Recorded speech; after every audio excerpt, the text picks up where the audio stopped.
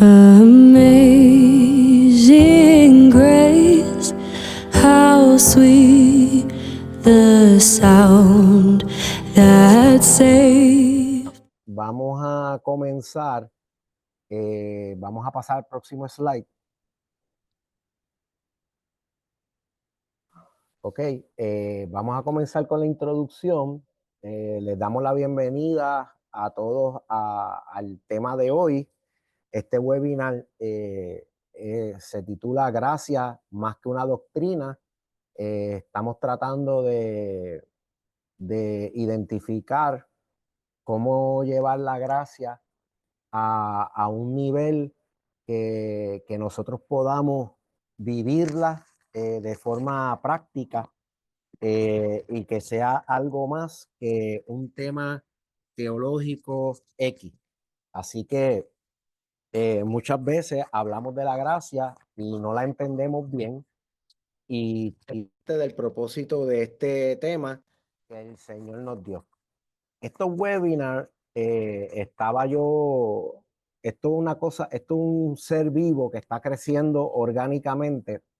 Y estos webinars, estaba hoy yo reflexionando con el Señor antes de llegar acá, y pensar que lo podemos hacer cada cierto tiempo, pero tienen una forma exegética expositiva. O sea, cuando los invitemos a estos webinars, es una enseñanza en que vamos a veces a profundizar, como lo vamos a hacer hoy, en un texto bíblico. No necesariamente vamos a recorrer muchos pasajes de la Biblia, pero vamos a enfocarnos en un texto bíblico, y en ese texto bíblico nosotros le vamos a sacar el jugo, como decimos acá en Puerto Rico. Yo creo que a todos les enviamos un PDF con la presentación de hoy. Confirmen si la tienen.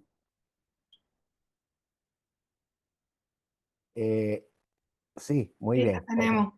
Muy bien. Si alguien no lo recibió, verifique su WhatsApp, porque está en el WhatsApp. Lo enviamos por WhatsApp, o si no, me escriben y después de la clase yo se los puedo enviar.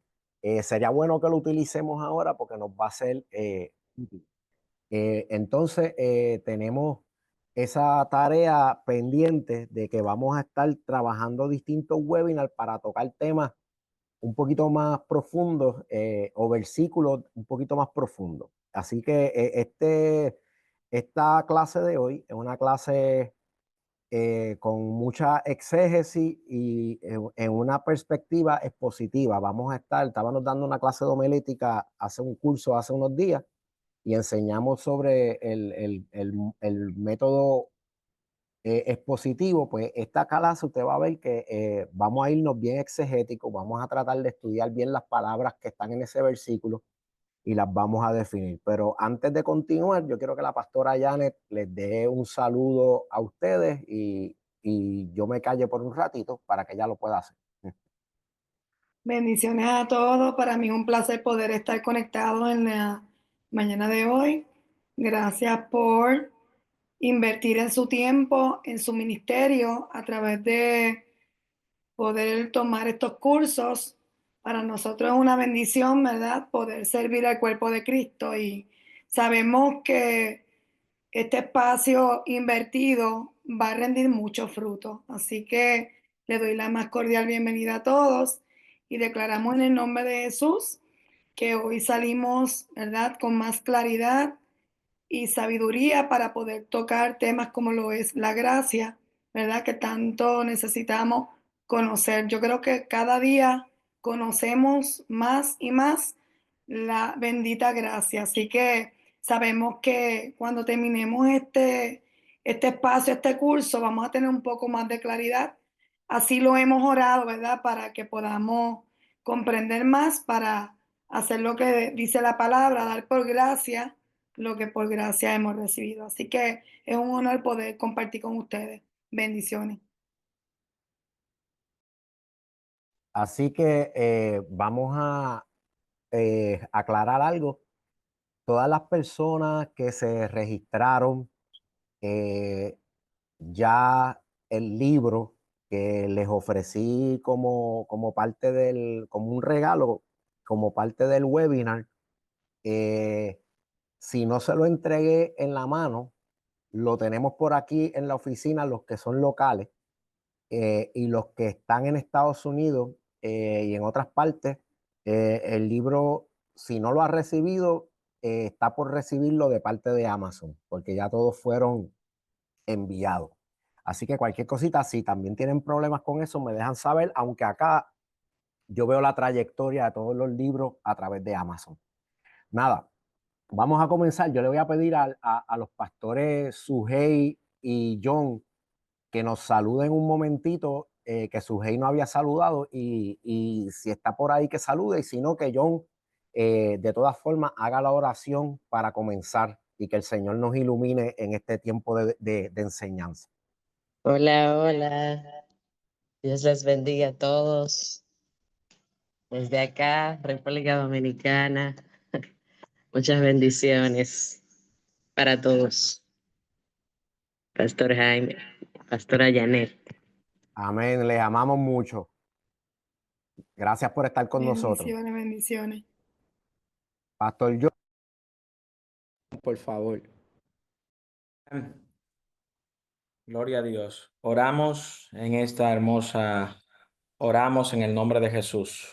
Señor, te damos gracias en esta oportunidad.